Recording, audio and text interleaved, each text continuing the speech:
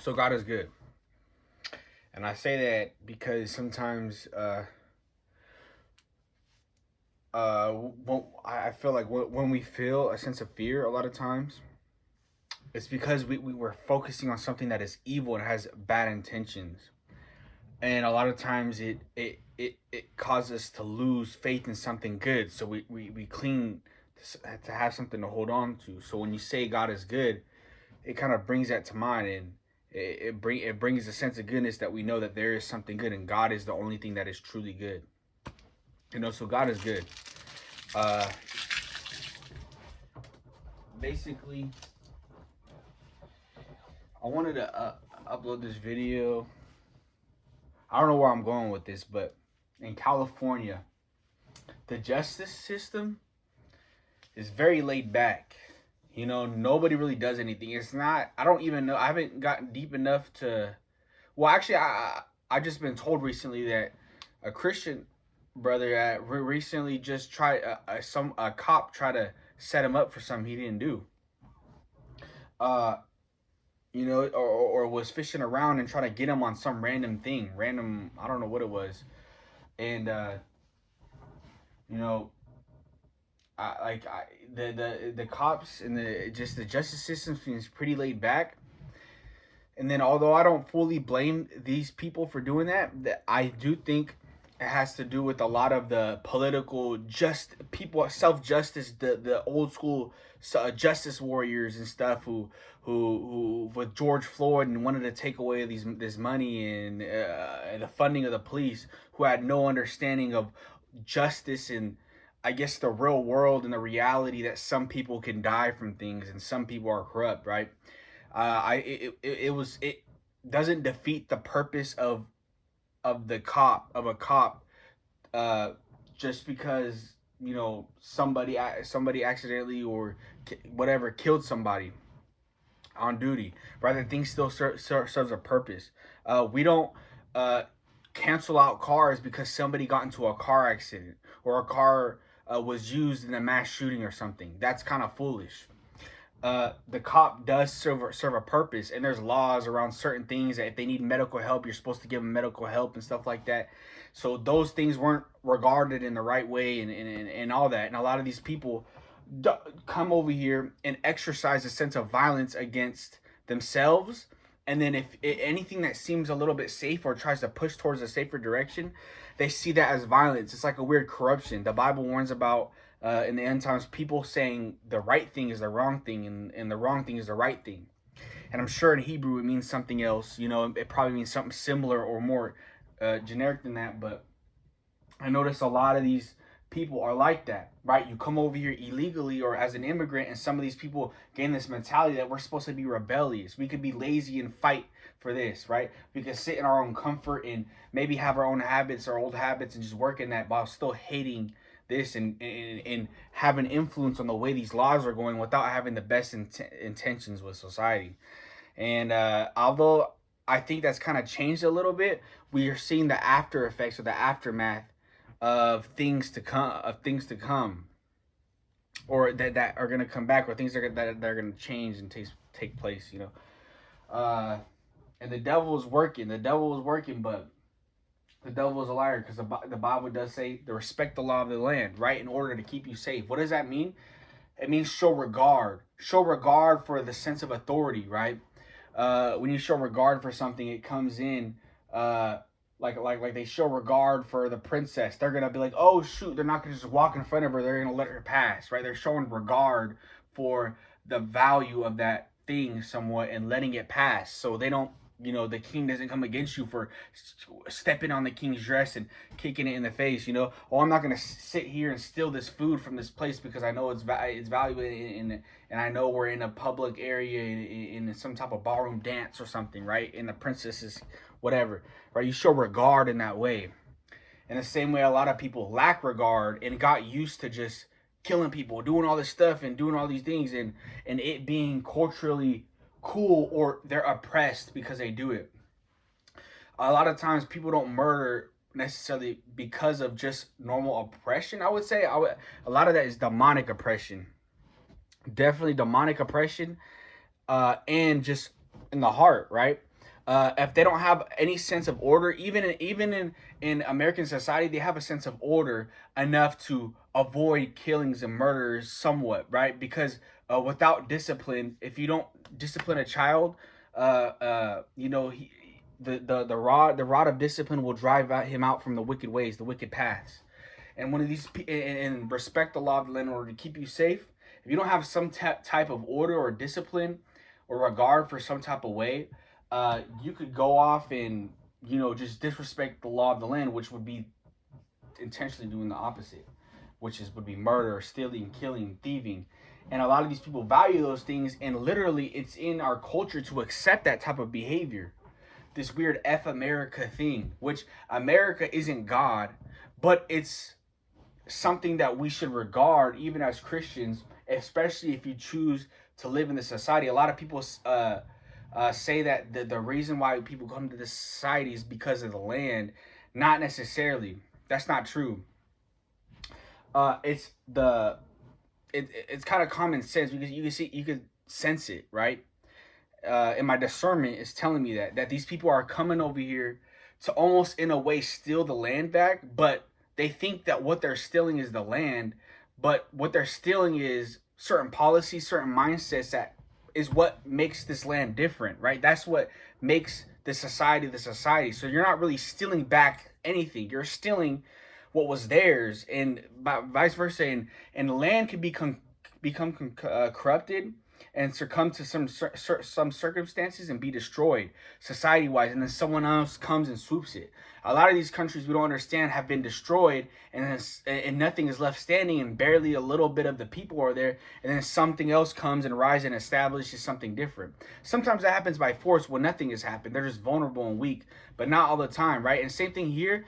They didn't really operate as a society. It was more village-esque, and they were at war with each other and the Indians and stuff like that. And not every piece of, maybe, I don't know, but it's a little different. But it happened a long time ago, and a lot of the stuff in the land didn't happen anymore. A lot of the things that they were practicing and trying to go into didn't happen anymore. They created a lot of alliances between this and that, and then they flooded in and populated, and stuff like that happened. Don't get me wrong, there were wars, obviously, and there were wars where the Indians and the Americans went together, and then there are parts where they fought against each other. Two Indian tribes, man, stuff like that. It wasn't like it seems. It was a slow thing that they just came over here and set up camp, and some of them were allowed, some of them weren't. Like, have you ever seen The Revenant? I think they show that in The Revenant, which I just saw for the first time fully. I remember seeing parts of it when I'm wrong, but people come over here with a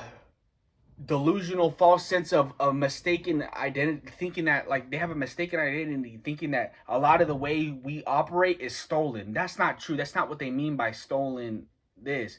Sure, we're influenced by things, right? That's common sense. When we go into a certain land, we got to learn how to survive. So when you go into that land, you learn certain things. You learn how to do this. If you ever seen people travel up to the ayahuasca or whatever, in the Alaskans, or the ayahuascan people, whatever, they help, and the tribes help you learn to understand to survive. Same thing when they come to America. They give them food. They teach their language. Hey, you got to go over here, this. Oh, yeah, sure. Oh, hey, look, this is how you use a ramp. This is how you use this. Like, they tell you, like, this is just common sense. That's not stealing. That's a sense of companionship with, hey, we're going to survive together. And a lot of people are taking advantage of that, thinking that, oh, yeah, we're stealing these people's stuff. Like, what the heck? Like, you're using them to survive, bro. Like, be a little bit grateful, And then, but they yeah, and like, a lot of people have this false narrative that we need to be against each other or something like that. As a society, that's not true. A lot of the policies it's so stupid. It's like it goes in a similar way. The thing is, it interrupts certain narratives that either side is pushing. So when you interrupt it in a certain way and just full stop and go at it a certain way, it seems foreign, and especially when you have people villainizing that stuff, it makes it seem dangerous. Like, why should I vote for that? Why should I do that? This is Hitler. Well, it's not Hitler. It's completely different people. And they make false narratives about people, and I feel like that's maybe that's not known now. But God is a jealous God. and we can't put nothing above them. Even politics, however, politics can involve God. Like I said, He's very conscious of how we fit in certain societies and how we use and the land we go into and the land he calls us to stay in. So and that's true within His character in the Bible. You could read that through the New Testament and the Old Testament. And that's a very aware thing. He literally addresses society as it is, right? The Greeks were given into orgies and all these stuff, and he says, hey, you're in this land. This is the Church of Greece, whatever. Don't give into these things going on around you, right?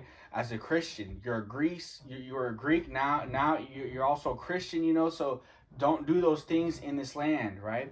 And now that's a common. So God is aware. He's not just completely separate. He created this world, but He helps us operate in this world while we're here.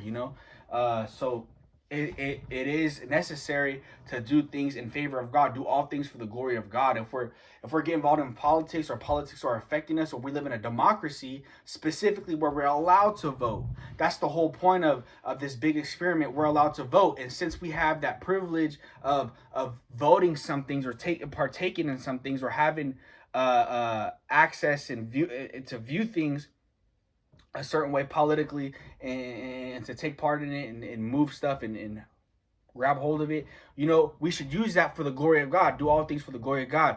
Do things that motivate you, or create a space that's better for God, and we should take advantage of that, and that you could do that, right? We could do that as people, but with godly principles and stuff. And a lot of people think compassion is a godly principle. We're supposed to have compassion on everybody, but sometimes it's a one-way ticket to hell, right? You have compassion on these people, but you don't have the compassion to have the people that they're doing it to's back. Like, say, sometimes they're doing wicked stuff to other people, but you want to ignore that part, and you only want to focus on what's obvious, which sometimes you're not concentrating on what's actually going on. It's just, you see this person's guilt, you see this person's shade, you see this person going through this or spiritual death. Well, sinful grown leads to death. I don't think people realize sometimes what it takes to get to some of these places is doing the wrong thing, and they have compassion on that rather than doing the right thing. And what did they do to someone else? Some people think, they're a victim. No, they're not necessarily a victim. It's more so they did something, and then something else came and attacked them mentally, which would be guilt. Something this or that, which it seems like it's separate, but it's a consequence of them robbing somebody, stealing somebody, raping somebody, taking advantage of somebody, just being lost in their sin, which we could help and pray them out of that. But that's not something good. That's not something that they're not a victim of being too nice or doing the right thing. Sometimes, a lot of times it's the opposite. They're doing something wrong, or they're embracing somebody else's negativity, whatever the case may be, bad spirit.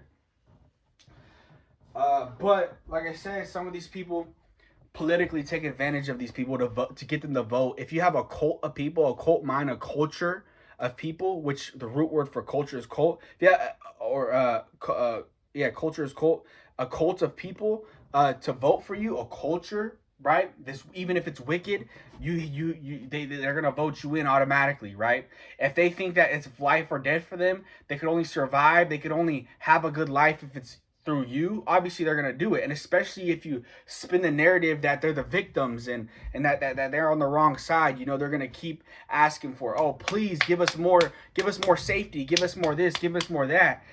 We're victims, we're lost, we're in a tragic situation, and somebody just wants to shove us down in the rubble, when it's not really the case, right? Sometimes it's the other way around. It's this thing's about to break and we're about to be in the rubble if you don't calm down, type thing. But not actually calm down, whatever, but calm down as in physically stop trying to do wrong. Like, we get it, but we don't get it, because it's like, whatever. And a lot of things happen not because it's the right thing, not because they all want the same thing. Sometimes people do it over and over again because somebody allowed them the first time. And then they keep doing it over and over again, and then they have, the excuses and narratives, but because somebody allowed them to come in the city or this or that, they just keep doing it, so yeah.